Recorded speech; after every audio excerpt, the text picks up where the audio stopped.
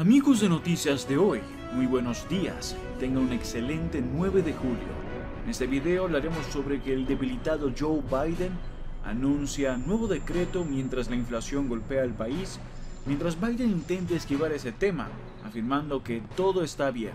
Ahora veamos qué anunció. Buenos días a todos.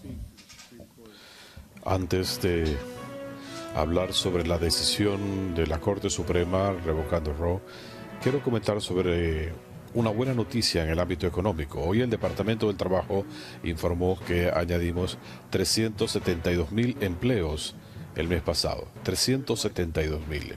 ¿Por qué es importante? Nuestro sector privado ha recuperado todos los trabajos que se perdieron durante la pandemia y le ha añadido más empleos. Tenemos más estadounidenses trabajando hoy en día en el sector privado que nunca durante la gestión de mi predecesor y más que nunca en la historia de los Estados Unidos. Hoy, en el segundo trimestre de este año, generamos más empleos que en ningún otro trimestre en cualquier presidencia antes de la pandemia.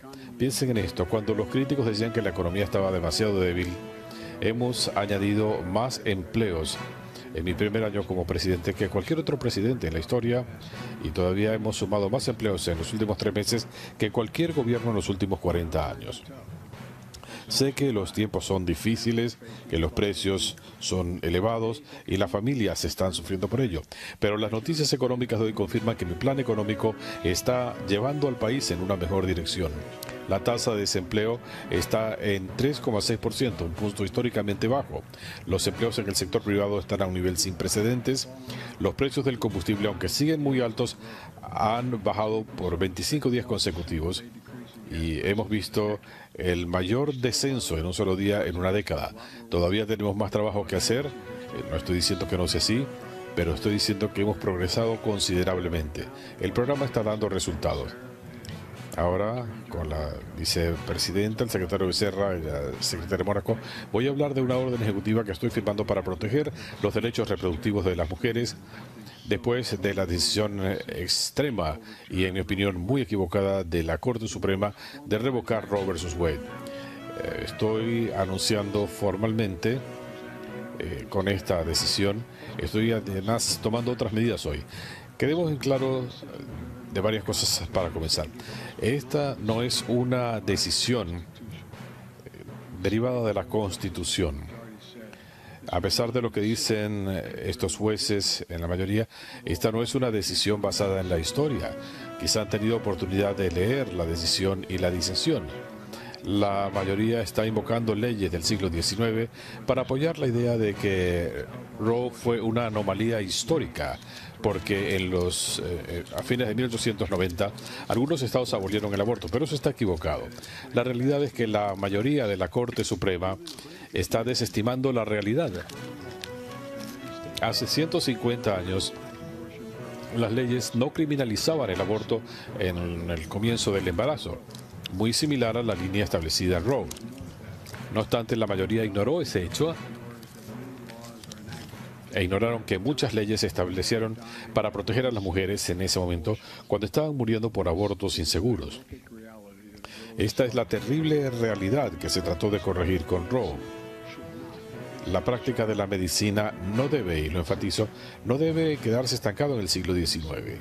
¿Qué pasó entonces? La opinión disidente dice de manera clara lo siguiente: ni la ley, ni los hechos, ni las actitudes proveen ninguna razón para llegar a un resultado diferente del que se llegó en Roe y Casey.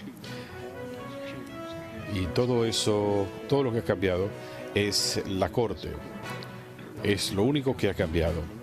No es un asunto constitucional o legal, sino de una antipatía de larga data hacia Roe y al derecho a la privacidad. Como escribieron los jueces en la decisión, la mayoría ha decidido revocar Roe por una razón solamente, porque siempre han odiado esta decisión y ahora la quieren eliminar. Lo que estamos viendo no es una decisión constitucional, sino un ejercicio de poder político.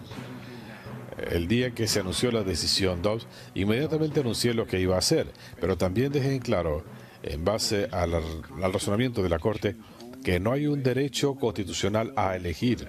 Y la única forma de restablecer ese derecho a las mujeres es votando, ejerciendo el poder en las urnas electorales. Voy a explicar.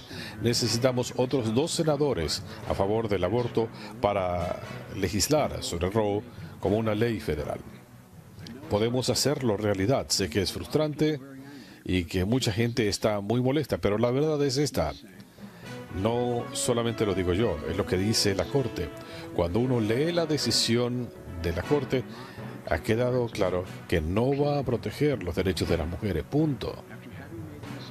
Después de haber tomado una decisión basándose en la lectura de un documento estancado en el tiempo de 1860, cuando las mujeres ni siquiera tenían el derecho a votar, ahora la Corte prácticamente está retando a las mujeres de Estados Unidos a ir a las urnas electorales para rescatar un derecho que les fue arrebatado. Una de las partes más extraordinarias de la decisión, en mi opinión, es lo que dice la mayoría, y cito: las mujeres no carecen de poder electoral o político. Cabe destacar que el porcentaje de mujeres registradas para votar es consistentemente más alto que el porcentaje de hombres en la misma condición. Fin de la cita. Repito, las mujeres no carecen de poder electoral o político. Voy a ser preciso. Lo que están diciendo es que ustedes, las mujeres de Estados Unidos, pueden determinar el resultado de este caso. No creo que la Corte o los republicanos que durante décadas han tenido una agenda extremista tienen ideas sobre el poder de las mujeres estadounidenses, pero creo que lo van a descubrir. Tengo la esperanza y creo firmemente que las mujeres van a acudir en números sin precedentes para recuperar un derecho que les fue arrebatado por la Corte. Voy a ser claro, no hubiera querido que esto llegara a este punto, pero esta es la vía más rápida. Estoy dándoles una idea clara. La mejor manera de actuar más rápida es legislar y promulgar, preparar un proyecto de ley que yo promulgaría de inmediato apenas lo reciba. Los gobernadores extremistas republicanos, legisladores extremistas en el Congreso, todos no solamente han luchado para quitar estos derechos, sino que están decididos a ir tan lejos como puedan. Ahora los gobernadores más extremistas están tomando la decisión de la Corte como una luz verde para imponer algunas de las restricciones más severas que haya visto este país en mucho tiempo. Estas son leyes que no solamente ponen en peligro la vida de las mujeres, son leyes que van a costar vidas. Lo que estamos presenciando es un enorme retroceso en nuestro país. Ya hay proscripciones en 13 estados. Otros 12 probablemente van a prohibirlo en las próximas semanas. Y en varios de estos estados las leyes son tan extremas que incrementan la amenaza de sanciones criminales para médicos y proveedores de servicios de salud. Son tan extremistas que no tienen excepciones ni siquiera en casos de violación o de incesto. Esto no es un horror imaginario, ya está ocurriendo. Apenas la semana pasada se informó que una chica de 10 años, víctima de violación, a los 10 años, fue obligada a viajar fuera del estado, hasta Indiana, para poder ponerle fin al embarazo y salvar su vida. 10 años. Una violación, 6 semanas de embarazo, ya traumatizada y tienes que viajar a otro estado. Imagínense ser esa niña. Imagínense estar en esa situación a los 10 años.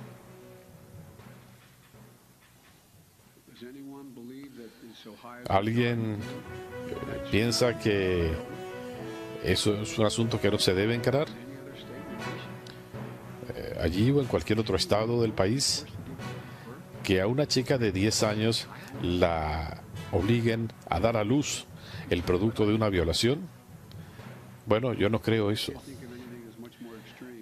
Creo que no haya cosa más extremista. La decisión de la Corte ha sido vista por republicanos en el Congreso como luz verde para aprobar una prohibición nacional. Lo que están diciendo es que no existe un derecho a la privacidad amparado en la Constitución, así que depende de los estados y del Congreso qué quieren hacer. Y ahora, mis amigos republicanos, Están hablando de aprobar en el Congreso una proscripción nacional en esta posición extrema que están tomando en algunos estados. Esto va a significar que el derecho a elegir será ilegal en todo el país si tienen éxito. Déjenme decirles algo. En tanto y en cuanto yo sea presidente, no va a ocurrir. Así que la decisión es clara.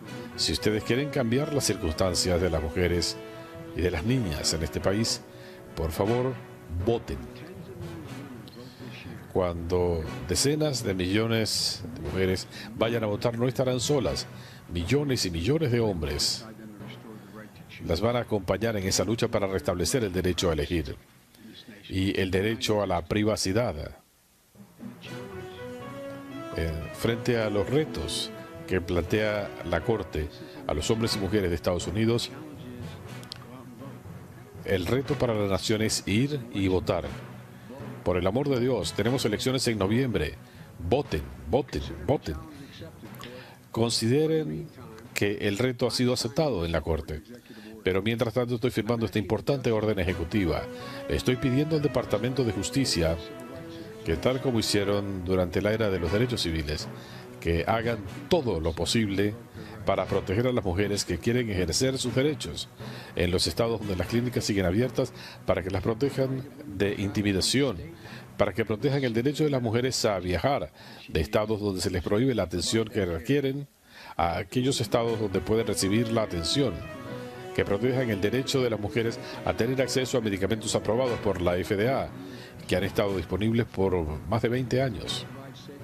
La orden ejecutiva contempla salvaguardas de acceso al cuidado médico.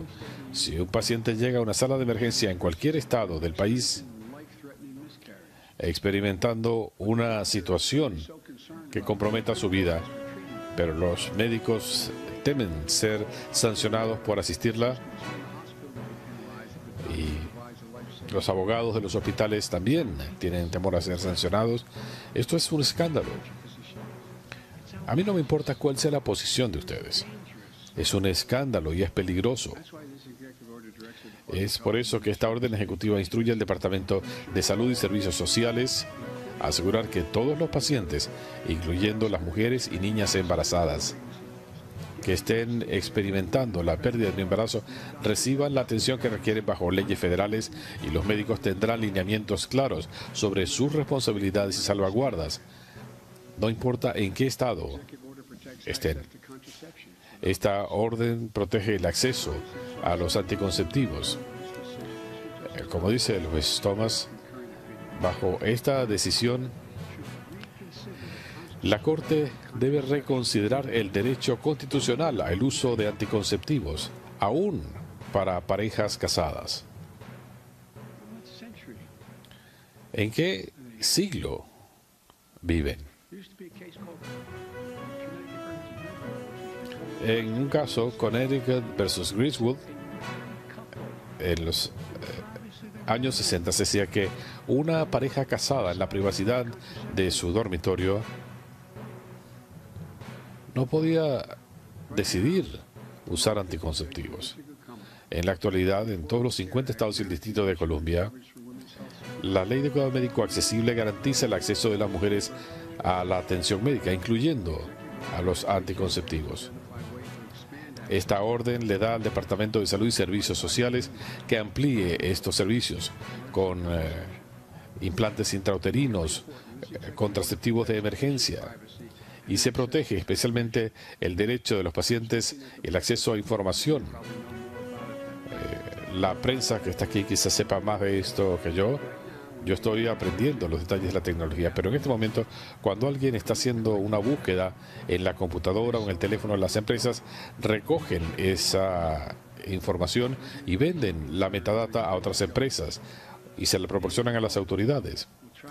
Hay la preocupación de que alguien pueda tratar de extraer esa información de sus teléfonos para ver qué es lo que usted está buscando, para dónde va y qué está haciendo respecto al cuidado de la salud.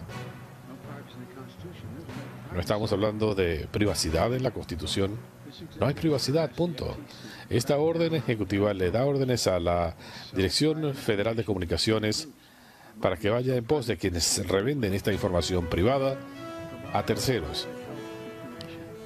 Provee o contempla que se proteja la información sobre temas de salud en los estados con medidas extremas y se incrementa la coordinación en el ámbito federal, estableciendo una fuerza de tareas encabezada por la oficina de la Casa Blanca y el Departamento de Salud y Servicios Sociales para utilizar todos los recursos federales disponibles para proteger el acceso a salud reproductiva. Voy a concluir con esto. La Corte y sus aliados están decididos a poner al país en marcha atrás, eliminando autonomía y dejando que los políticos invadan las decisiones más personales. Recuerden la razón de la decisión. Esto tiene un impacto que trasciende a Roe. Afecta el derecho a la privacidad en general, la igualdad matrimonial, anticoncepción. Muchas cosas están en riesgo. Esta decisión afecta a todos, al margen del derecho a elegir. No podemos permitir que una Corte Suprema fuera de control, actuando en concordancia con elementos extremos del Partido Republicano, nos arrebate libertades personales y autonomía. Hay que decidir entre lo que quiere la mayoría de las posiciones extremas, entre ir hacia adelante o hacia atrás, entre dejar que los políticos intervengan en las decisiones más personales de nuestras vidas, la protección al derecho a la privacidad. Sí. En nuestra Constitución. Esta es una decisión.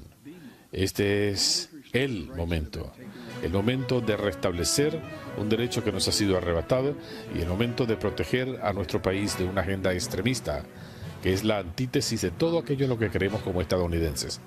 Ahora voy a firmar esta orden ejecutiva.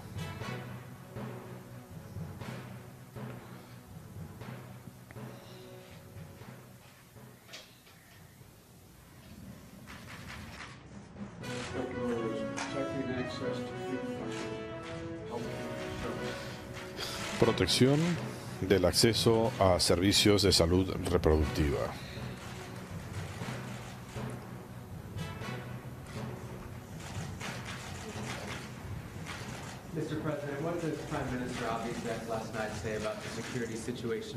Señor presidente, ¿qué nos puede decir de la situación de seguridad en Japón a raíz de lo ocurrido con el ex primer ministro Abe y en cuanto a los aranceles a China? Yo traté de llamar al primer ministro, ya era muy tarde en la noche. Voy a visitar la embajada de Japón para firmar el libro de condolencias.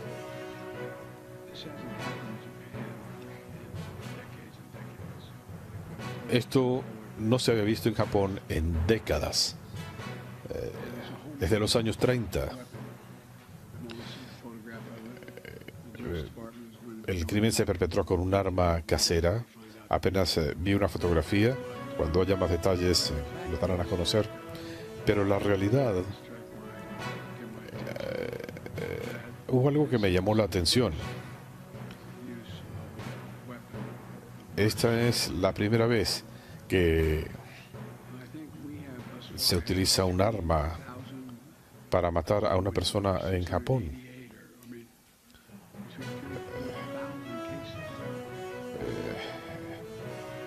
Nosotros tenemos miles de casos, ellos tienen uno. Ya iremos sabiendo más sobre motivos y demás. El primer ministro de Japón es una persona sólida. Japón es un aliado estable. Yo no creo que esto vaya a tener un impacto desestabilizador en la seguridad de Japón o en la solidaridad de Japón. Gracias.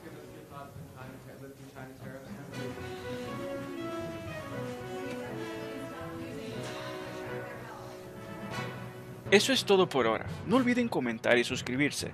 Hasta el próximo video.